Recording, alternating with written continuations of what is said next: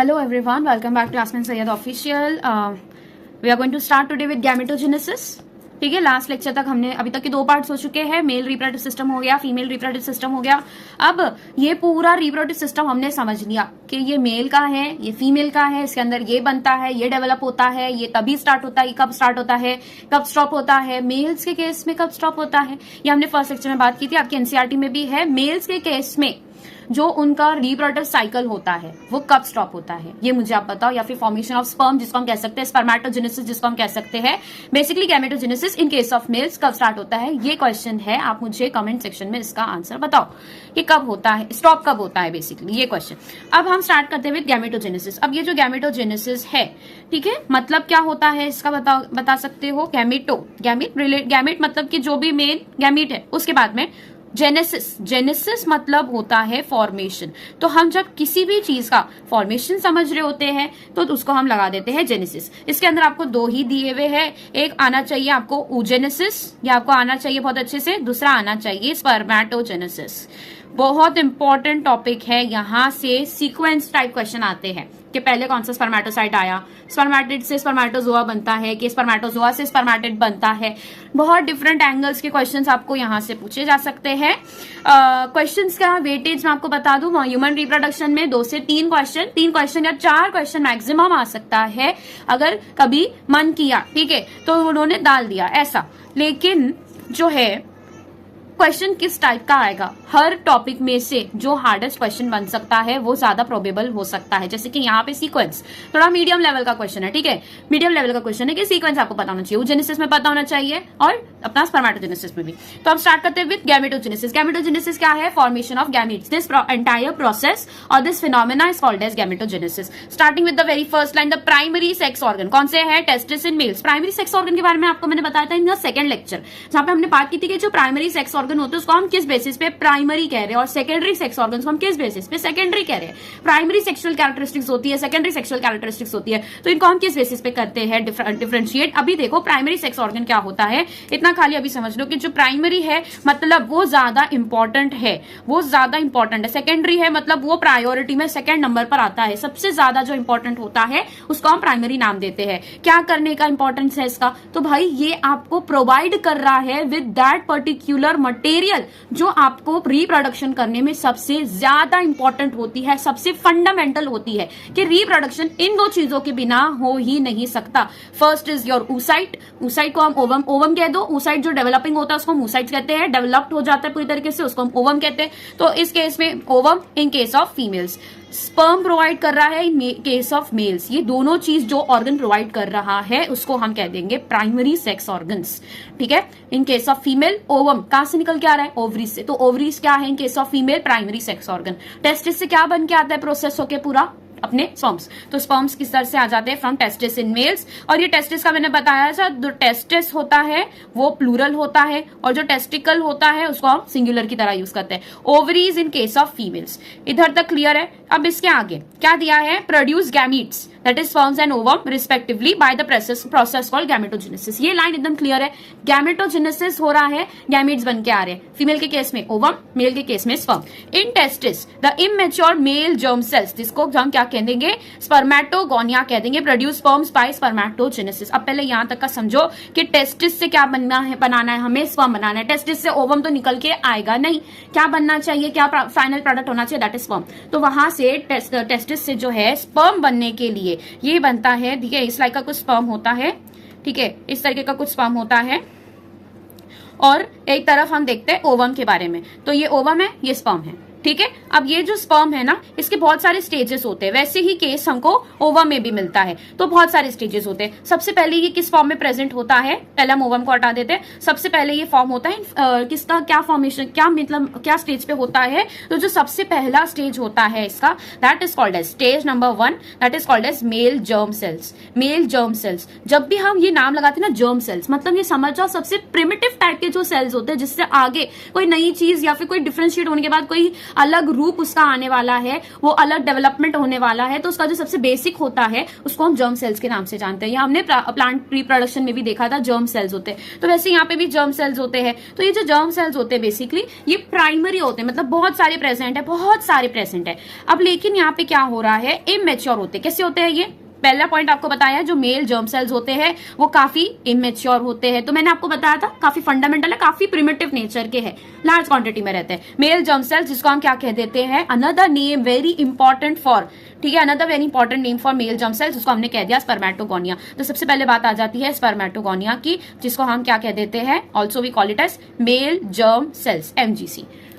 अब ये जो है काफी ज्यादा क्वांटिटी में होते हैं, बहुत सारे हमने बना दिए इस तरीके से, ठीक है। तो ये जो होते हैं टेस्टिस में मिलते हैं, they produce sperms bye the process called, ये स्पर्म्स बना रहे हैं, इनका प्रोसेस जो होता है इसको हम कहते हैं स्पर्मेटोजेनेसिस। तो जो बेसिक से जो फाइनल प्रोडक्ट बन रहा है, इस प्रोसेस को हम, पूरे प्रोसेस को कहते हैं स्पर्मेटोजेनेसिस। अब ये बिगिन कहां पर होता है, इट बिगिन्स एट प्यूबर्टी। बहुत इंपॉर्टेंट लाइन है, ठीक है, ये आप ध्यान नहीं देते हो या फिर आपके अनकॉन्शियस माइंड में चला जाता है, या फिर whatever is the reason, आप लेकिन इसको पढ़ लेते हो कि ठीक है ना, ग्रो कर रहे हैं या अडल्ट हो रहे हैं तो प्यूबर्टी पर ही होगा। तो इन केस ऑफ फीमेल ये डिफरेंट है, इसलिए लाइन को सही से पढ़ो, बिगिन्स एट प्यूबर्टी। हर एक चीज आपको समझ में आनी चाहिए, not even grammatical mistakes should be done in with this NCERT, ठीक है। उसका मतलब आपने ऑफ का विथ लगा दिया, विथ का ऑफ लगा दिया तो मीनिंग बदल जाएगा। तो ये समझ जाओ कैसे आपको एनसीईआरटी को पढ़ना है, बिगिन्स, ठीक है, याद रखना है। कंटिन्यूड नहीं हो रहा है प्यूबर्टी पे, लेकिन इन case of females it resumes, या फिर इट प्ले, या फिर इसको हम कह सकते हैं कि वापस से कंटिन्यूड हो जाता है, ठीक है, वापस से रिकंटिन्यू हो जाता है, रिज्यूम हो जाता है puberty in case of female. In case of male हम क्या कहेंगे, it begins at puberty. The spermatogonia, जिसको हमने मेल जर्म सेल्स कहा, ये सिंगुलर, इसको हम स्पर्मेटोगोनियम कहते हैं, ठीक है, याद रहेगा। ये स्पर्मेटोगोनिया बहुत सारे है, तो स्पर्मेटोगोनिया कह दिया, they are present on the inside wall of seminiferous tubules. हमने सेमनिफरस ट्यूब्यूल्स का जो है स्ट्रक्चर देखा था इन अवर फर्स्ट लेक्चर। इस तरीके से सेमनिफरस ट्यूब्यूल्स होते हैं, इसके आसपास सर्टोली सेल्स प्रेजेंट होते हैं, इनके बीच में मेल जर्म सेल्स भी होते हैं, जो कि डेवलप, जैसे जैसे डेवलप होते जाते हैं वो बीच में आते जाते हैं, ठीक है, ल्यूमेन की तरफ आ जाते हैं। ये पूरा जो पोर्शन होता है, बीच का जो पोर्शन होता है, इसको हम ल्यूमेन कहते हैं। तो जैसे जैसे वो डेवलप होते रहते हैं, वो वॉल्स के पास से, ठीक है, इनर लाइनिंग के पास से कहां जाते जाते हैं, ल्यूमेन की तरफ जाते जाएंगे। और इस तरीके से जो प्राइमरी वाले होते हैं, जो मतलब जो स्पर्मेटिड्स होते हैं, या फिर वी कैन से थोड़े थोड़े अंडर डेवलप स्पर्म्स होते हैं, वो बीच में आते जाएंगे, और जो पूरी तरीके से डेवलप होते हैं वो फिर ट्रैवल करके सर्टोली सेल्स को लीव कर देते हैं।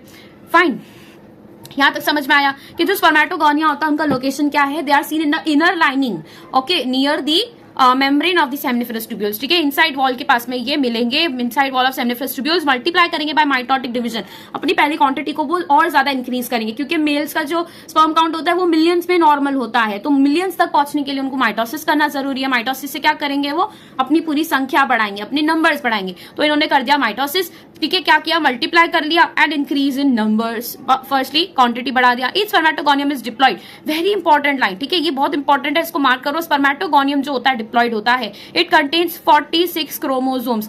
तो मतलब आपको पता होना चाहिए कि ये जो स्पर्म बन रहा है, ये जिससे बनकर आ रहा है ना, वो कोई भी हैप्लॉइड नहीं है, वो हर एक जो प्राइमरी लेवल पर जो था वो हर एक डिप्लॉयड था, 46 क्रोमोसोम्स वाला था। उसके बाद में उनके अंदर रिडक्शन डिवीजन हुआ। What is reduction division, that is meiosis. तो ये जो मियोसिस होता है, इसके बारे में हमने सेल साइकिल में पढ़ना है, अभी टाइम है तो तभी हम पढ़ेंगे माइटोसिस क्या है, माइटोसिस क्या काम करता है, मल्टीप्लाई करने का काम करता है, रेप्लिकेट करने का काम करता है, नंबर बढ़ाने का काम करता है, मतलब बेसिकली क्वांटिटी बढ़ाता है। लेकिन जो मियोसिस होता है वो क्या करता है, रिडक्शन डिवीजन कराता है, that is seen in germ cells only, जो गैमीट्स के अंदर ही मिलता है मियोसिस, ठीक है। माइटोसिस, ठीक है, डिवीजन करेगा, पहले इंक्रीज इन नंबर्स हो जाएगा, उसके बाद में it is diploid and it contains 46 chromosomes. Some of the spermatogonia called spermatocytes periodically undergo meiosis. Periodically मतलब कुछ पीरियड में, कुछ इंपॉर्टेंट टाइम होता है, उस टाइम पे वो क्या करते हैं, मियोसिस अंडरगो करते हैं। They undergo what, they undergo meiosis. Simple है, क्लियर है यहाँ तक के कि उनके अंदर क्या होगा, मियोसिस देखा जाएगा।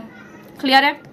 तो सम ऑफ द स्पर्मेटोगोनिया, जिसको हमने क्या नाम दे दिया, प्राइमरी स्पर्मेटोसाइट नाम दे दिया। तो ये जो प्राइमरी स्पर्मेटोसाइट है, these are nothing but spermatogonia. लेकिन कुछ ऐसे चूजन होते हैं, कुछ ही होते हैं, सारे स्पर्मेटोगोनिया नहीं। जैसे यहाँ पे मैंने बहुत सारे स्पर्मेटोगोनिया बनाया है, तो इसके अंदर से कुछ ही प्राइमरी स्पर्मेटोसाइट्स होते हैं जो कि आगे जाके माइटोसिस करते हैं और वो क्या बनाते हैं, मियोसिस करते हैं, और वो सेकेंडरी स्पर्मेटोसाइट बनाते हैं। तो जो स्पर्मेटोगोनिया थे उसी को हमने मेल जर्म सेल्स कहा। इसके अंदर से वो स्पर्मेटोगोनिया जो मियोसिस कर रहे हैं, जो मियोसिस के लिए प्रोसीड कर रहे हैं, उनको हम क्या कह देंगे, प्राइमरी स्पर्मेटोसाइट। तो नेक्स्ट जो लेवल आ जाता है वो होता है प्राइमरी, ठीक है, प्राइमरी स्पर्मेटोसाइट।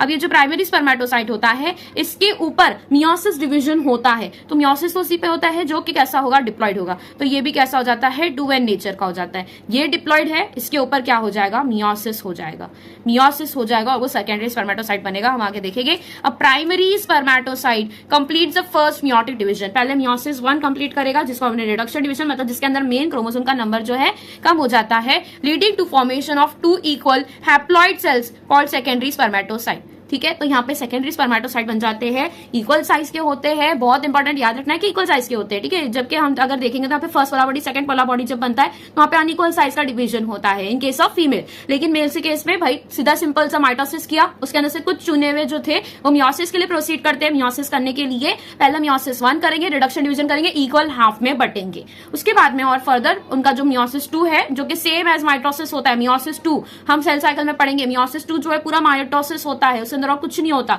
वो सेपरेट होते हैं खाली और अपना जो है हर एक न्यूक्लियर मेम्ब्रेन सेल के सेंट्रियोल्स वगैरह अपने नॉर्मल पोजीशन पे, नॉर्मल टेक्सचर पर आते हैं। वो पूरा माइटोसिस की तरह होता है। वो होने के बाद में इक्वल साइज का डिफरेंशिएशन इक्वल लेवल के होते हैं, वो सब कुछ सेम होता है उनके अंदर। तो equal haploid cells called secondary spermatocyte which have only 23 chromosomes. तो प्राइमरी से क्या बन गया, 2 इक्वल हैप्लॉइड सेल्स बन गए, ठीक है। Next important point, the secondary spermatocytes undergo the second meiotic division. जो सेकेंडरी स्पर्मेटोसाइट है इन्होंने सेकंड मियोटिक डिवीजन कर लिया to produce 4 equal haploid spermatids. तो अब तक की हमने बात की थी अबाउट सेकेंडरी स्पर्मेटोसाइट, राइट। हम कहां पहुंचे थे, प्राइमरी स्पर्मेटोसाइट में मियोसिस 1 हुआ, इसके बाद में सेकेंडरी स्पर्मेटोसाइट ये बन जाएंगे, ठीक है। जो सेकेंडरी स्पर्मेटोसाइट होते हैं ये कैसे नेचर के होते हैं, ये होते हैं 1n नेचर के होते हैं, मतलब कैसे हो गए, ये हैप्लॉइड हो गए, ठीक है। अब इसके अंदर हो जाएगा मियोसिस 2 और ये बनाएंगे क्या, मियोसिस 2 करेंगे और बनाएंगे मियोसिस 2 भी इसके अंदर हो जाएगा, दे विल मेक स्पर्मेटिड्स। अब ये जो स्पर्मेटिड्स होते हैं ये थोड़े स्पर्म के नजदीक होते हैं। स्पर्म बनने के जो सबसे लास्ट लेवल जिसको हम कह सकते हैं वो स्पर्मेटिड होता है, इससे आगे स्पर्मेटोजोआ बनता है और फिर स्पर्म बनता है, इसको हम समझेंगे। तो ये जो स्पर्मेटिड था ये अब तक के सबकी शक्ल कैसी थी, सर्कुलर, राउंडेड, स्फेरिकल, ऐसे टाइप के कुछ सेल्स लगभग ये होते हैं। लेकिन यहाँ पर क्या होगा, अभी 4 इक्वल हैप्लॉइड स्पर्मेटिड्स बन गए, 4 मिले हमें, एक किससे, स्पर्मेटोगोनिया से 4 मिले। वो तो होना है बिकॉज हम मियोसिस कर रहे हैं। नेक्स्ट क्या होगा यहाँ पे, what would be the number of chromosomes in spermatid. Number of chromosomes of course n होगा, नंबर ऑफ क्रोमोसोम्स 23 होंगे क्योंकि यहाँ पे मियोसिस 2 हुआ है। मियोसिस 2 के अंदर कोई रिडक्शन नहीं होता है number of chromosomes, number of chromosomes reduce होते हैं मियोसिस 1।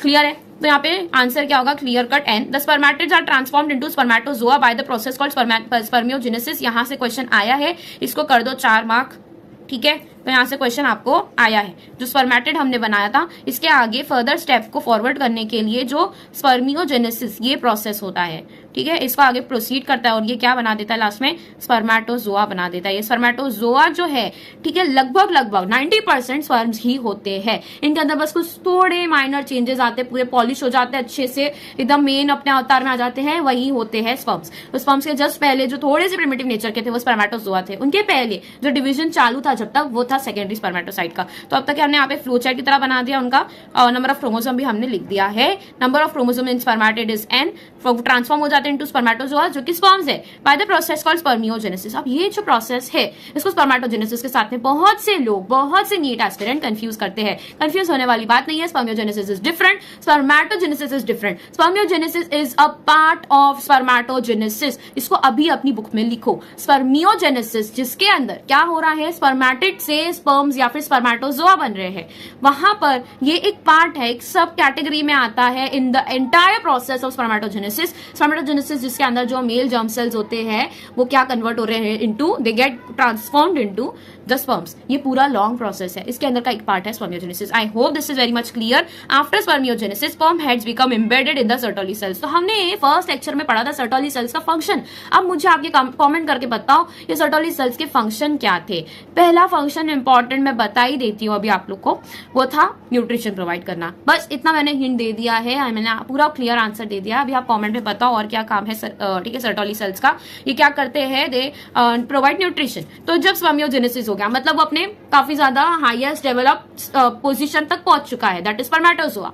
अब वहां पर उसको न्यूट्रिशन चाहिए तो वो अपना जो है हेड इम्बेड कर देता है into these are what, these are your very important Sertoli cells. Clear है, ये सर्टोली सेल है, ये प्राइमरी स्पर्मेटोसाइट है। जैसे जैसे आप देखोगे सेकेंडरी स्पर्मेटोसाइट ये डिवाइड हो रहे हैं ना, तो इनका जो साइज है वो रिड्यूस होता जा रहा है। तो सबसे बड़े है ऑफकोर्स वो प्राइमरी होंगे, उनके अंदर डिवीजन होंगे और ज्यादा रिडक्शन डिवीजन होंगे, दो इक्वल हाफ में बटेंगे, क्या हो जाएगा उनके अंदर साइज का कम होता जाएगा, वो सेकेंडरी स्पर्मेटोसाइट। तब उसके आगे स्पर्मेटेड बनेगा, स्पर्मेटेड के आगे अब उसका शेप बदल जाएगा, ये ऐसे गोल जो था ना ये पूरा अपना स्पर्म का जो है रूप धारण कर लेगा, तो ये स्पर्म की तरह बन जाएगा। तो ये इम्बेड हो जाएगा पहले तो सर्टोली सेल्स में, कौन, स्पर्म, ठीक है, and are finally release from seminiferous tubules by the process called spermiation. तो ये 3 टर्म्स है, हमेशा भूल सकते हो आप, इसके बारे में मैं आपको एक ट्रिक बता देती हूँ। तो हम डिफरेंस समझ रहे थे about spermiation and spermiogenesis and nextly spermatogenesis. तो ये सारे जो है तीनों टर्म्स अलग अलग है और इनको हम इंटरचेंजेबली यूज नहीं करते हैं। These are 3 different terms with different meanings with different process, ठीक है। यहाँ पर सबसे पहले स्पर्मेटोजेनेसिस, ठीक है, इसके अंदर फर्क हमें समझना है। एक हमें जानना है about spermatogenesis which is this, ठीक है, दिस पर्टिकुलर थिंग, स्पर्मेटोजेनेसिस जानेंगे। दूसरा आ जाता है स्पर्मियोजेनेसिस जो आपको दिया हुआ है, जस्ट अ सेकेंड, स्पर्मियोजेनेसिस ये, ठीक है, और लास्टली आ जाता है स्पर्मिएशन, ठीक है। तो ये तीनों अलग अलग प्रोसेस है, इसको जानेंगे। क्या दिया है इनमें, दैट फर्स्टली आता है स्पर्मेटोजेनेसिस। स्पर्मेटोजेनेसिस क्या है, स्पर्मियोजेनेसिस क्या है, spermatogenesis, spermatogenesis, second comes spermiogenesis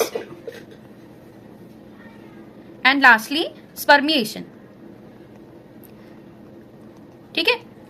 बात करते हैं अबाउट स्पर्मेटोजेनेसिस। स्पर्मेटोजेनेसिस हम सबको पता है, व्हाट इज स्पर्मेटोजेनेसिस, तो that is nothing but the entire process of, ठीक है, formation of sperms, the entire process from the very first the primitive process से लेकर जो फाइनल प्रोडक्ट बनता है वो पूरे प्रोसेस को हम कहते हैं स्पर्मेटोजेनेसिस। तो व्हाट इज स्पर्मेटोजेनेसिस, ठीक है,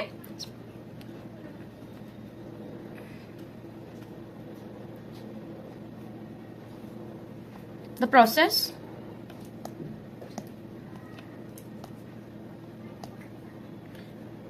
process of formation of sperm from male germ cells।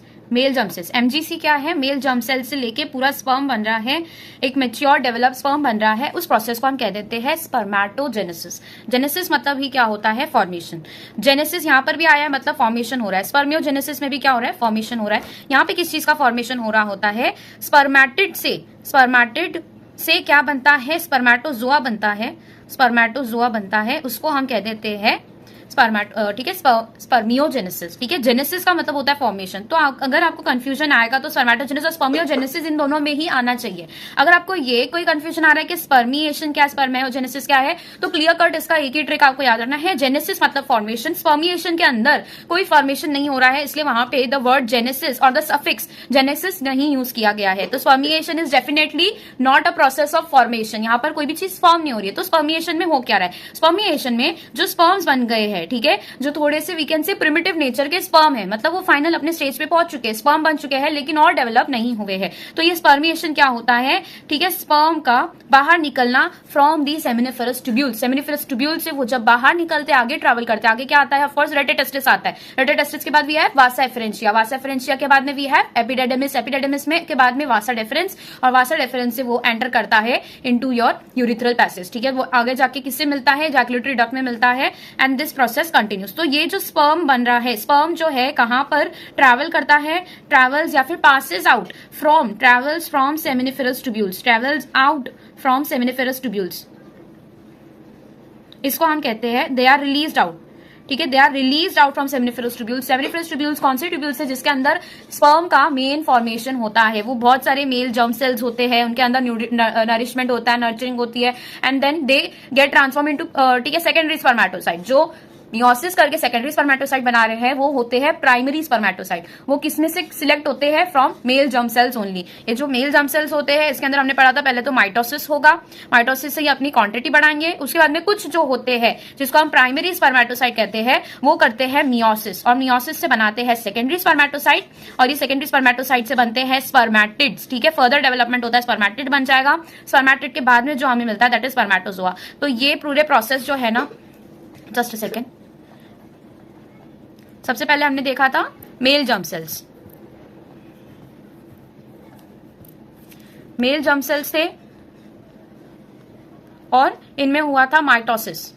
Mitosis से वो क्या बनाए उन्होंने? माइटोसिस से बहुत सारे मेल जर्म सेल्स बने, और मेल जर्म सेल्स का क्या बन गया? क्वांटिटी इंक्रीज हुआ, क्वांटिटी इंक्रीज हुआ। इसके अंदर से कुछ प्राइमरी स्पर्मेटोसाइट थे, ठीक है, देवर प्राइमरी स्पर्मेटोसाइट जो के मियोसिस अंडरगो करते हैं। मियोसिस अंडरगो करने के बाद में they become what? Secondary spermatocyte, secondary spermatocyte, और देन लास्टली वो secondary spermatocyte gets converted into spermatids. ये सीक्वेंस याद रखना है, पीवाईक्यू में ये क्वेश्चन आया है। स्पर्मेटिड्स के बाद में वो बना देते हैं spermatozoa which are nothing but previous last stage, ठीक है, last stage before becoming sperms, वही है स्पर्मेटोजोआ।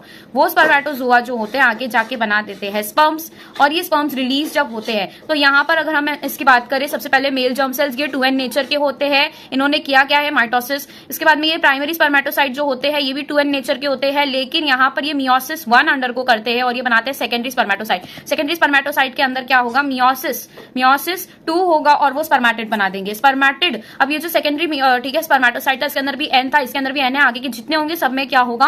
n क्रोमोसोम्स प्रेजेंट होंगे। स्पर्मेटिड से जो स्पर्मेटोजोआ बना that process is called as spermiogenesis. इसको हम क्या कह देते हैं? स्पर्मियोजेनेसिस। स्पर्मियोजेनेसिस में बेसिकली क्या होता है, जो स्पर्मेटिड्स होते हैं ना, अब तक के जो डेवलपमेंट हो रहा था ना, वो सेल्यूलर स्ट्रक्चर उनके थे। कैसे स्ट्रक्चर थे? काफी सेल की तरह, स्फेरिकल गोल सेल्स जैसे थे। इनके अंदर जो है नॉर्मल माइटोसिस, मियोसिस जो भी हो रहा है इसी प्रकार से हो रहा है। लेकिन जब ये बन जाते हैं कुछ स्पर्म के शेप के, ठीक है, कुछ स्पर्म के शेप के जब बन जाते हैं तब हम इसे कहते हैं स्पर्मियोजेनेसिस। दिस प्रोसेस जो कि स्पर्म का एक्चुअल स्ट्रक्चर बिल्ड कर रहा होता है दैट इज स्पर्मियोजेनेसिस। तो ये कहां से कहां जो स्पर्मेटिड्स होते हैं वो भी कैसे होंगे? ऑफकोर्स वो भी कैसे, ठीक है, सर्कुलर नेचर के होंगे। इससे जब ये कैसे बन रहा है पूरा स्पर्म का, इसके अंदर शक्ल आ जाती है, then we call it as spermatozoa, और फिर फाइनली स्पर्म्स बन जाते हैं जिसके अंदर वेल डेवलप क्या होता है? पूरा बॉडी सेल स्ट्रक्चर, स्पर्म का स्ट्रक्चर, ठीक है, फुली डेवलप्ड होता है, उसको हम स्पर्म्स कहते हैं। और ये जब स्पर्मेटोजोआ स्पर्म्स बाहर निकलते हैं, released out, these are released out from where?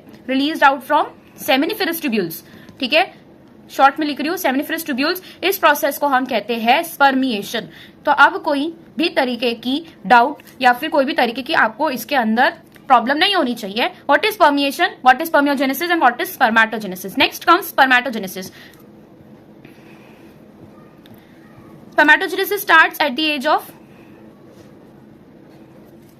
Spermatogenesis starts at the age of puberty. यहां से क्वेश्चन आए हैं oogenesis और स्पर्मेटोजेनेसिस में क्या डिफरेंस है, वहां से क्वेश्चन आए हैं कि जो oogenesis होता है इंट्रायूट्राइन लाइफ स्टार्ट हो जाता है, लेकिन स्पर्मेटोजेनेसिस जो है it begins at the age of puberty due to significant increase in the secretion of. अब यहां पर फिजियोलॉजी बताई है कि एक्चुअल में क्या होता है, बॉडी के अंदर कौन से हार्मोनल चेंजेस आते हैं विच लीड्स टू प्यूबर्टी, और प्यूबर्टी पे ही क्या हो रहा है, बेसिकली स्पर्म फॉर्मेशन स्टार्ट हो रहा है इन केस ऑफ मेल्स। तो यहाँ पे सिग्निफिकेंट मतलब अच्छा खासा अमाउंट का इंक्रीज हो जाता है in an hormone which is called as GnRH. GnRH is nothing but gonadotropin releasing hormone. As the name says, gonado word आ रहा है, gonado is nothing but, gonado कब यूज करते हैं, gonadals ये सब नाम आपने सुना होगा। This is related to your primary sex organs, which is primary sex organs testis है। तो यहाँ पर ये एक्ट करते हैं gonadotropin releasing hormone, इसका शॉर्ट फॉर्म याद रखना है GnRH। ये नोट्स आपको बनाने हैं। If you recall, it is a hypothalamic hormone। तो यहाँ पे आपके पास में जो ब्रेन था यहाँ पर बनता है हाइपोथैलेमस। तो ये जो हाइपोथैलेमस यहाँ पर बनता है, ये पूरा क्या होता है, थैलेमस होता है, इसके नीचे जो बन के आ रहा है दैट इज योर हाइपोथैलेमस, और इसके पास में क्या होते हैं, 2 पिट्यूटरी ग्लैंड होते हैं। तो ये पूरे एंटायर ब्रेन में ठीक है, ये पूरे एंटायर ब्रेन में ये थैलेमस वाला पार्ट होता है, नीचे की तरफ आ जाता है हाइपोथैलेमस, और ये हाइपोथैलेमस के पास में पिट्यूटरी ग्लैंड होता है। ठीक है, तो जो इसके अंदर का जो पोस्टीरियर पिट्यूटरी ग्लैंड है वो इसके अंदर काम नहीं कर रहा है, पोस्टीरियर वाला नहीं कर रहा है। The important one is the anterior pituitary gland, जिसका सिक्रीशन क्या है, GnRH। तो इफ यू रिकॉल यहाँ पे क्या बताया है, it is a hypothalamic hormone, the increased levels of GnRH then acts at the prime, ठीक है, एंटीरियर पिट्यूटरी ग्लैंड। तो हम एंटीरियर की बात करें तो ये एंटीरियर पिट्यूटरी ग्लैंड जो होता है वो हाइपोथैलेमस के सिक्रीशन से जो है इसका स्टिमुलेशन होता है, और एंटीरियर पिट्यूटरी ग्लैंड में से वो सारे हार्मोन्स रिलीज होते हैं। तो ये एक्चुअल में जो हाइपोथैलेमिक हार्मोन है, ठीक है, ये हाइपोथैलेमस के आगे वाले पार्ट जो कि एंटीरियर पिट्यूटरी ग्लैंड है वहां से रिलीज होता है, acts at this and stimulate secretion of 2 gonadotropins. कौन से 2 गोनाडोट्रोपिन है, ये जो GnRH था रिलीजिंग हार्मोन, ये एक हार्मोन है, ठीक है, गोनाडोट्रोपिन्स, एक हार्मोन LH है और दूसरा है FSH। These are the 2 hormones जो कि रिलीज हो रहे बॉडी में, लेकिन इनको रिलीज करने का जो स्टिम्युलेशन है वो भी एक हार्मोन करा रहा है, and that hormone is GnRH। तो GnRH क्या करा रहा है, ये खुद एक हार्मोन है, ये दूसरे हार्मोन के रिलीज कराने का क्या करता है, स्टिम्युलेशन प्रोवाइड करता है। इसीलिए हम इसे क्या कहते हैं, गोनाडोट्रोपिन रिलीजिंग हार्मोन कहते हैं। तो ये रिलीज करवाने के लिए, और जो 2 गोनाडोट्रोपिन कौन से हैं, that is LH and FSH। यही लिखा है यहाँ पर, ये जो एंटीरियर पिट्यूटरी ग्लैंड होता है इसको स्टिमुलेट करता है for the secretion of 2 gonadotropins. Very much important, कौन से 2 गोनाडोट्रोपिन्स होते हैं जो मेल्स में मिलते हैं और फीमेल्स में भी मिलते हैं ये दोनों।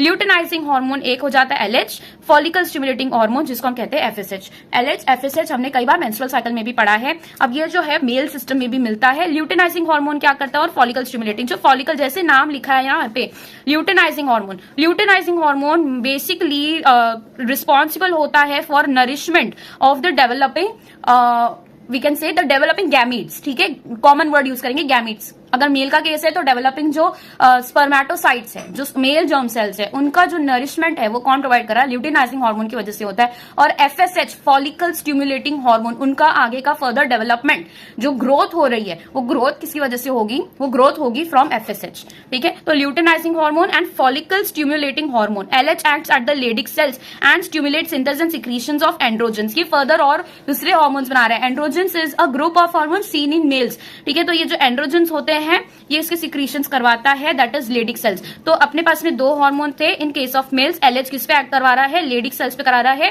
यहाँ पर तो कोई कंफ्यूजन नहीं होना चाहिए, L से LH आ रहा है, एक्ट भी उस पे किस पे कराएगा, L पे कराएगा, that is your Leydig cells. 2 type के तो सेल मिलते हैं, एक हो जाता है लेडिक सेल और दूसरा था सर्टोली सेल्स। ठीक है, दूसरे कौन से थे, सर्टोली सेल्स। ये दोनों ही जो थे कोऑपरेट कर रहे थे, कोऑर्डिनेट कर रहे थे with the male germ cells. ठीक है, तो ये 2 ही सपोर्टिव सेल्स है, लेकिन किस तरीके से कौन क्या सपोर्ट कर रहा है वो आपको जानना जरूरी है। तो जो लेडिक सेल्स होता है वो हार्मोन रिलीज करता है, हम सबको पता है। लेडिक सेल्स जो होते हैं इनका जो है काम क्या होता है, एंड्रोजन्स, ये जो ग्रुप ऑफ हार्मोन्स है इनको रिलीज करवाना। सर्टोली सेल्स क्या करते हैं, नरिशमेंट प्रोवाइड करते हैं। जो लेडिक सेल्स है, ठीक है, ये सिक्रीशन कराएगा एंड्रोजन्स का, और ये जो एंड्रोजन्स होते हैं in return stimulate the process of spermatogenesis. Of course testosterone level, ठीक है, अगर नॉर्मल नहीं हो तो that can affect your spermatogenesis, of course, because testosterone in case of males and estrogen, progesterone and androgens act in females. ठीक है, ये तीनों काम करते हैं अपने सही, ठीक है, क्वांटिटी में। जब वो प्रेजेंट होते हैं बॉडी में तभी वो काम करते हैं, and they proceed this entire formation. तो ये process of spermatogenesis of course it is dependent on androgen strongly and dominantly. ठीक है, प्रीडोमिनेंटली जो एंड्रोजन्स होते हैं ये काम करते हैं इन case of male reproductive system, और वो क्या स्टिमुलेट करेंगे, of course spermatogenesis. FSH acts on the Sertoli cells. FSH follicle stimulating hormone and it stimulates what? It stimulates secretion of some factors which help in process of spermiogenesis. तो यहाँ पे कुछ factors release करता है जो कि help करेगा spermiogenesis में। हमको सबको पता है what is spermiogenesis. Spermiogenesis is spermatid से क्या बनना, स्पर्मेटोजोआ बनना। तो स्पर्मेटोजोआ, ये जो स्पर्मेटोजोआ बन रहा है, ये स्पर्मेटोजोआ में मैंने आपको बताया था स्पर्मेटिड्स तक का स्ट्रक्चर कुछ इस तरीके का था। ये आगे जाके कन्वर्ट हो रहा है इनटू इट्स रियल स्ट्रक्चर। तो ये जो real structure, we can say the actual structure of sperm that we expect in a semen. हम सीमेन में जो एक डेवलप स्पर्म का स्ट्रक्चर, ठीक है, एक्सपेक्ट करते हैं, वो डेवलपमेंट जो है वो मेन काम कराने का, स्ट्रक्चरल बिल्डअप कराने का काम किसका होता है, FSH का होता है। तो जिसको हम कहते हैं फॉलिकल स्टिमुलेटिंग हार्मोन से ये स्टिमुलेट होकर पहले तो क्या रिलीज होता होता है एफएसएच, एफएसएच से क्या होगा यहाँ पर फॉलिकल्स का स्ट्रीम। फॉलिकल्स क्या है, these are nothing but your spermatids और we can say the male germ cells. ठीक है, तो बेसिकली जो प्राइमरी लेवल के जो सेल्स थे, गैमीट्स थे, उनका डेवलपमेंट करके फाइनल लेवल पे पहुंचाने के लिए एफएसएच काम करता है और ये सर्टोली सेल्स पे करता है काम। तो सर्टोली सेल्स नरिशमेंट प्रोवाइड कर रहा है, तो from the very first day till the final day of this spermatogenesis, ठीक है, पूरा टाइम ये क्या करता है, नरिशमेंट प्रोवाइड करता है। दो चीज याद रखनी है, androgens in turn stimulate process of spermatogenesis. तो इस तरीके से क्वेश्चन आ सकता है कि एलएच जो होता है लेडिक सेल पे काम करवाता है। लेडिक सेल्स क्या करते हैं, एंड्रोजेंस रिलीज करवाते हैं, और एंड्रोजेंस क्या कर रहा है, स्पर्मेटोजेनेसिस में हेल्प कर रहा है, स्पर्मेटोजेनेसिस में हेल्प कर रहा है। और वही दूसरा क्वेश्चन बन सकता है कि जो एफएसएच है, यहां पर मैं बताती हूँ, एफएसएच जो है, एफएसएच किस पे एक्ट कर रहा है, सर्टोली सेल्स पे कर रहा है। ठीक है, वहां पर किस पे एक्ट कर रहा था, एलएच जो है वो लेडिक पे कर रहा था। सर्टोली सेल्स नरिशमेंट प्रोवाइड करते हैं। ठीक है, ये इसका काम है, नरिशमेंट करते हैं और डेवलपमेंट करवाते हैं। तो ये जो है क्या करवाएगा, स्पर्मियोजेनेसिस करवाएगा, स्पर्मियोजेनेसिस करवाएगा। I hope this is pretty clear now. ठीक है, तो हमने हार्मोनल कंट्रोल भी इसका देख लिया। सबसे पहले याद रखना है, एक बार हम इसका फ्लोचार्ट बना लेते हैं कि क्या हो रहा है। यहाँ पर जीएनआरएच है, जीएनआरएच,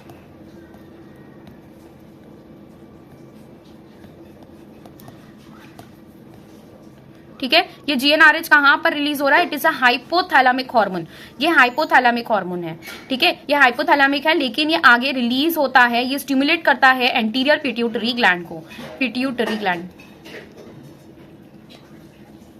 फाइन, ठीक है। अब एंटीरियर पिट्यूटरी ग्लैंड को जब ये स्टिमुलेट करता है जीएनआरएच, तो यहां पर दो चीजें रिलीज होती है, एक होता है एलएच, दूसरा होता है एफएसएच। ये काम करता है ऑन लेडिक सेल्स और ये काम करता है on Sertoli sales.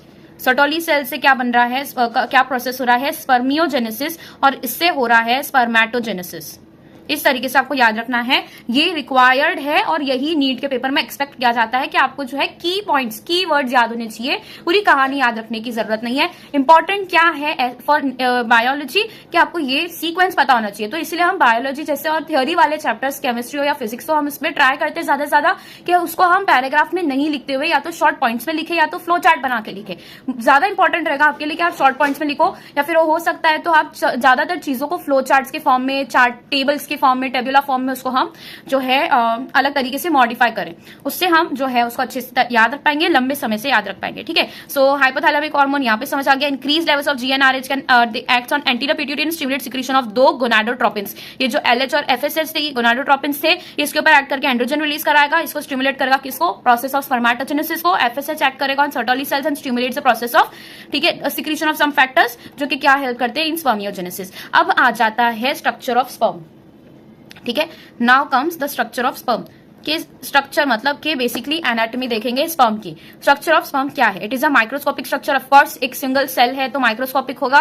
Composed of a head, neck, middle piece and tail. तो सबसे पहले आ जाता है हेड, ठीक है, एक आ जाता है हेड। नेक, नेक क्या होगा, ऑफ कोर्स ये क्या होता है, जंक्शन होता है, जंक्शन ऑफ, ठीक है, junction of head and middle piece.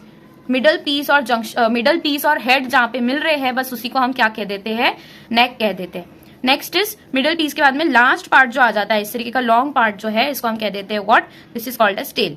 ठीक है, यहां तक समझ में आ गया है। हमारे पास में हेड रीजन है, हेड रीजन में कुछ स्ट्रक्चर्स आते हैं, मिडल पीस है, मिडल पीस में कुछ स्ट्रक्चर्स आते हैं, और लास्टली आ जाता है टेल रीजन। सबसे पहले समझेंगे कि जो स्पर्म है इसके हेड रीजन में क्या क्या चीजें आती है। तो आपको सबसे पहले पता रखना है प्लाज्मा मेम्ब्रेन। प्लाज्मा मेम्ब्रेन कुछ नहीं है, plasma membrane is nothing but ये जो है, ये जो प्लाज्मा मेम्ब्रेन होता है, ये स्पर्म को पूरी तरीके से कवर कर रहा होता है, from the head to the tail. Plasma membrane उसको कवर करके रखता है। प्लाज्मा मेम्ब्रेन क्या है, जो सेल का मेम्ब्रेन होता है उसी को हम प्लाज्मा मेम्ब्रेन कहते हैं, राइट। तो ये जो मेम्ब्रेन है ये पूरी तरीके से कवर करके रखता है, विच प्लाज्मा मेम्ब्रेन जो सेल के अंदर काम करता है वही काम इसके अंदर करता है, प्रोटेक्शन का काम करता है, कोलैप्स करने से बचाता है किसी भी सेल को। तो प्लाज्मा मेम्ब्रेन हेड पर भी मिलेगा। दूसरा इसके अंदर मिलता है एक्रोसोम।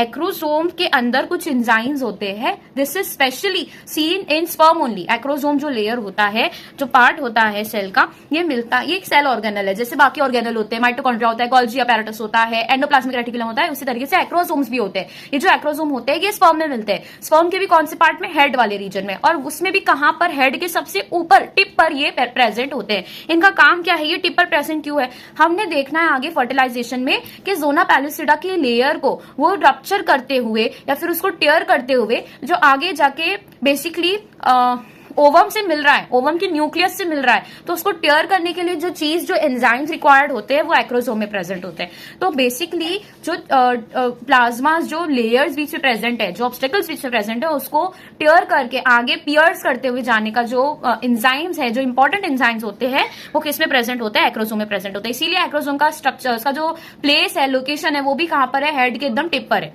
तो it has enzymes which helps in fertilization. ठीक है, इट हैज एंजाइम्स। फिर आ जाता है न्यूक्लियस। न्यूक्लियस में क्या होगा? ऑफ कोर्स जेनेटिक मटेरियल होगा, बहुत इंपॉर्टेंट, बहुत नेसेसरी। जेनेटिक मटेरियल में क्या आता है? क्रोमोसोम्स, डीएनए, ये सब। ठीक है, अब ये हम बात कर लिया हमने हेड के बारे में। नेक तो मैंने बता दिया जंक्शन होता है। मिडिल पीस की अगर बात करें तो इसके अंदर प्रेजेंट होते हैं माइटोकॉन्ड्रियाज। वेरी इंपॉर्टेंट, जो मिडिल पीस है, जिसको हम बॉडी की तरह भी कह सकते हैं कि मिडिल पीस है, बॉडी है, ठीक है, स्पर्म की, इसके अंदर क्या प्रेजेंट होते हैं? माइटोकॉन्ड्रियाज लार्ज क्वांटिटी में प्रेजेंट होते हैं। अपार्ट फ्रॉम देयर इसके अंदर मिलते हैं सेंट्रियोल्स। तो सेंट्रियोल्स का भी कुछ काम इसके अंदर होता है। तो ये जो आपको ये लाइन दिखाई दे रही है, जो पीछे से जा रही है, ठीक है, these slant lines, ये सब क्या है? ये माइटोकॉन्ड्रिया है। ठीक है, ये सब माइटोकॉन्ड्रिया है, लेकिन इसके पीछे से जो जाता हुआ स्ट्रेट लाइन दिखाई दे रहा है, दीज आर ऑल सेंट्रियोल्स। ठीक है, अब नेक्स्ट आ जाता है टेल रीजन। टेल रीजन में क्या होता है? बेसिकली ये जो टेल रीजन है, ये स्पर्म को इसलिए प्रोवाइड की गई है टू इंक्रीज इट्स मोटिलिटी। जो स्पर्म होता है, इट हेल्प्स और it facilitates motility of sperm. तो यू कैन इमेजिन, अगर कोई ऐसा एक सेल रखा है और कोई इस तरीके का एक सेल रखा है, ठीक है, तो कौन ज्यादा अच्छे से मूव कर पाएगा? ऑफ कोर्स ये वाला, बिकॉज इसको मूव करने के लिए, इसको हम फ्लैजेला की तरह भी कह सकते हैं, सिंगल फ्लैजेला की तरह होता है। फ्लैजेला क्या करता है? किसी भी सेल का जो फ्लैजेला निकल के आता है, वो उसकी मूवमेंट में हेल्प करता है, मोटिलिटी में, लोकोमोशन में हेल्प करता है। सो सेम केस है यहाँ पर। ठीक है, सो मिडल पीस होता है, टेल होता है। फटाफट से इसको रीड कर लेते हैं। मिडल पीस हो गया, टेल हो गया। अब plasma membrane envelops the whole body of the sperm. पूरी तरीके से एनवलप करके रखा है, जो कि प्लाज्मा मेम्ब्रेन किसी भी टाइप के सेल में आप देखो मिलता ही है। तो sperm head contains an elongated haploid nucleus. इसके अंदर जो न्यूक्लियस है वो कैसा होगा? क्रोमोसोम मटेरियल एन फॉर्म में प्रेजेंट होगा। इलॉन्गेटेड हैप्लॉइड न्यूक्लियस मतलब कि न्यूक्लियस इस फॉर्म में प्रेजेंट होता है। ये जो हेड बना है, यहाँ पर एक्रोसोम का मटेरियल है, और ये इलॉन्गेटेड फॉर्म में क्या प्रेजेंट है? न्यूक्लियस प्रेजेंट है। Anterior portion of which is covered by cap like structure. तो मतलब ये न्यूक्लियस है, न्यूक्लियस का एंटीरियर पोर्शन जो है, it is covered by cap like structure, जिसको हमने कह दिया क्या? एक्रोसोम। ठीक है, इसके अंदर कोई ठीक है, डाउट का कोई प्रोबेबिलिटी नहीं है, लेकिन अगर आपको डाउट आ रहा है, you can comment any time. ठीक है, तो plasma membrane envelopes the whole body of the sperm. The sperm head contains an elongated haploid nucleus, the anterior portion of which is covered by cap-like structure called chromosome. हर एक terms को किस तरीके से उन्होंने characteristic उसकी बताई है, किस तरीके से उसको उसके फीचर्स बताए हैं, उस पर ध्यान रखना है कि ये एनवलप कर रहा है, जो मेम्ब्रेन है वो एनवलप कर रहा है। जो हेड है उसके अंदर इलॉन्गेटेड हैप्लॉइड न्यूक्लियस प्रेजेंट है। तो ये जो एडजेक्टिव्स यूज किए, this is very important. Anterior portion में इसके क्या है? कैप लाइक स्ट्रक्चर है। तो कैप लाइक स्ट्रक्चर कौन सा है? वो acrosome. Next, acrosome is filled with enzymes that help in fertilization of the ovum. तो यहाँ पे सिंपली एक ही चीज लिखी है कि वो ओवम के फर्टिलाइजेशन में हेल्प कर रहा है। तो ये एक एक्स्ट्रा पॉइंट ये हो जाता है कि पियर्स करने में हेल्प कर रहा है। जो ज़ुना पैलिसिडा, कोरोना रेडिएटा का जो लेयर होता है, जो हम आगे पढ़ेंगे, ठीक है, उसको पियर्स करने में काम करता है। द मिडल पीस पजेस, ठीक है, numerous mitochondria which produce energy for the movement of tail. तो माइटोकॉन्ड्रिया तो रिक्वायर्ड होता ही है। एंड वेरी इंपॉर्टेंट थिंग, जो गोल्जी अपैरेटस होता है ना, दिस इज एब्सेंट इन, ठीक है, this is absent in sperms. ये स्पर्म्स में गोल्जी अपैरेटस का कुछ काम नहीं होता, क्योंकि वहां पर हम कोई भी पैकेजिंग का काम नहीं कर रहे हैं। इफ यू रिकॉल, जो हमारे पास में एंडोप्लाज्मिक पूरा वो था, एंडोप्लाज्मिक ऑर्गेनल था, उसके अंदर एंडोप्लाज्मिक रेटिक्यूलम, गोल्जी अपैरेटस था, ठीक है, ये दो चीज मोस्टली इंपॉर्टेंटली थी, और लाइसोसोम्स वगैरह थे। इन तीनों का कुछ काम नहीं है। जो गोल्जी अपैरेटस होता है वो मैन्युफैक्चरिंग का काम करता है। स्पर्म के अंदर क्या है? सिर्फ हमें जो है मोटिलिटी देनी है स्पर्म को, और उसको कैसे भी करके ओवम तक पहुंचाना है, उसका फर्टिलाइजेशन कराना है। तो वो एनर्जी, वो एंजाइम्स, वो सिक्रीशंस स्पर्म के अंदर होने चाहिए, बस उतना है। ठीक है, हमें उसके अंदर कोई पैकेजिंग नहीं करनी है, इसलिए गोल्जी अपैरेटस डिमिनिश हो जाता है वाइल इट्स डेवलपमेंट, जब वो सेलुलर लेवल पे डेवलप हो रहा होता है। तो फिल्ड विद एंजाइम्स माइटोकॉन्ड्रिया के अंदर मिलते हैं विच प्रोड्यूस एनर्जी। तो एनर्जी इसको चाहिए ही, तो इसके लिए तो माइटोकॉन्ड्रिया 110% होने ही चाहिए। तो एनर्जी कैसे मिलती है? स्पर्म को एनर्जी मिलती है तो उसकी टेल फास्टली एक्साइटेड होके मूव करने लगती है। टेल जब मूव करने लगती है तो उसका मूवमेंट, उसका जो है लोकोमोशन का रेट बढ़ जाता है, उसकी स्पीड बढ़ जाती है, मोटिलिटी बढ़ जाती है। That facilitate sperm motility essential for fertilization. Why sperm को मोटिलिटी इंपॉर्टेंट होता है? You will understand this in fertilization. जो सर्वाइकल कैनाल होता है, जो वजाइना होता है, वो हाईली एसिडिक इन नेचर होता है, यू नो दैट। तो वहां पर स्पर्म जाएगा तो हो सकता है वो डैमेज हो जाए, हो सकता है वो अगर ज्यादा टाइम तक वहां पर रहे तो उसके लेयर्स खराब हो जाए, उसके अंदर के जेनेटिक मटेरियल्स डिस्ट्रॉय हो जाए, स्पॉइल हो जाए। तो फॉर दैट रीजन वो फटाफट वहां से पास होने का ट्राई करता है। वो कैसे होगा? मोटिलिटी रहेगी तो होगा। तो एसेंशियल फॉर फर्टिलाइजेशन क्या होना चाहिए? स्पर्म मोटिलिटी, जो कि किससे मिल रहा है? फ्रॉम माइटोकॉन्ड्रिया, क्योंकि माइटोकॉन्ड्रिया एनर्जी प्रोवाइड कर रहा है। Human male ejaculates about 200 to 300 million sperms. यहाँ पे जो काउंट दिया है दिस इज वेरी इंपॉर्टेंट, 200 से 300 मिलियन स्पर्म्स देते हैं ड्यूरिंग अ कॉइटस। ठीक है, मिलियन स्पर्म्स देते हैं during a coitus. This is the normal rate, this is the normal count of sperm. ठीक है, नॉर्मल काउंट, जो कि एबनॉर्मल बिल्कुल नहीं है कि इससे ज्यादा अगर देखा जाएगा तो दैट इज एबनॉर्मल, इससे कम अगर देखा जाएगा 100 मिलियन देखा जा रहा है, 50 मिलियन देखा जा रहा है, या फिर 1 मिलियन देखा जा रहा है, ऐसे भी केसेस होते हैं। तो वहां पर क्या है? ऑफकोर्स कुछ ना कुछ वहां पर फिजियोलॉजिकल डैमेज हुआ है।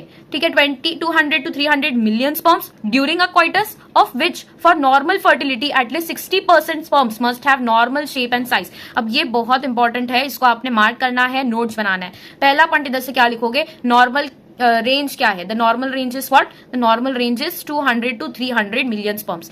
ठीक है, इसके अंदर से जो है कितने की क्या नॉर्मल फीचर्स होने चाहिए? 60% जो स्पर्म्स है इनके पास में नॉर्मल शेप एंड साइज होना चाहिए। नॉर्मल शेप, नॉर्मल साइज के वो होना चाहिए। ऐसा नहीं कि अच्छे खासा शेप है उनका लेकिन बहुत बड़े बड़े स्पर्म्स है, नहीं, उनका नॉर्मल शेप होना चाहिए और नॉर्मल साइज होनी चाहिए। तो 60% जो है आउट ऑफ 200 to 300 मिलियंस, इसके अंदर से 60% का नॉर्मल शेप और साइज होना चाहिए, और at least 40% out of 200 to 300 million, जो 40% ऑफ स्पर्म्स है उसमें से उनका जो है विगरस मोटिलिटी होना चाहिए। विगरस मतलब स्ट्रॉन्ग या फिर सडन, वी कैन से। ठीक है, फास्ट, विगरस, ठीक है, फास्ट मोटिलिटी उनके अंदर देखी जानी चाहिए in order to travel through the entire female genital tract and reach till the ovum. और फर्टिलाइजेशन कहाँ होता है? एम्प्यूला में होता है।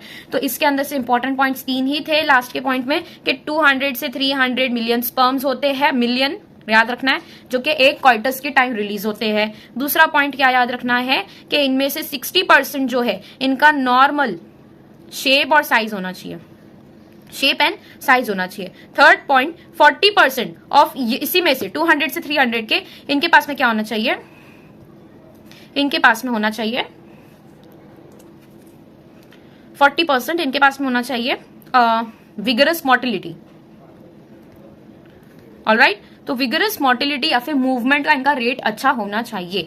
तो that will be only because of perfect mitochondria, perfect acrosome, perfect nucleus and the tail of course. तो body इनका अगर स्पर्म बॉडी सही रहेगा तो उनकी मोटिलिटी वगैरह भी बढ़िया रहेगी। तो sperms release from seminiferous tubules, sperms are release from seminiferous ducts. कहां से रिलीज हुए? सेमिनिफेरस डक्ट्स, जो कि सबसे बेसिक है। Secretions of epididymis, vas deferens, seminal vesicle, prostate are essential for maturation and motility of the sperms. हमने देखा था ये सारे एक्सेसरी डक्ट्स के अंदर आते हैं। जो एक्सेसरी डक्ट्स है उसके अंदर क्या आ जाते हैं? वास एफेरेंशिया, एपिडेडर्मिस, वास डिफरेंशिया, सेमिनल वेसिकल और प्रोस्टेट ग्लैंड। ये जो थे ये पांचों, ठीक है, ये क्या है? These are all seminal vesicles, ये सारे तो ग्लैंड्स में आ जाते हैं। प्रोस्टेट भी ये सब ग्लैंड में आ जाता है। जो डक्ट्स है, जो एक्सेसरी डक्ट्स होते हैं उनके अंदर एपिडेडर्मिस, वास डिफरेंस, रेटिटेस्टिस, वास एफरेंशिया, ये सब आ जाता है।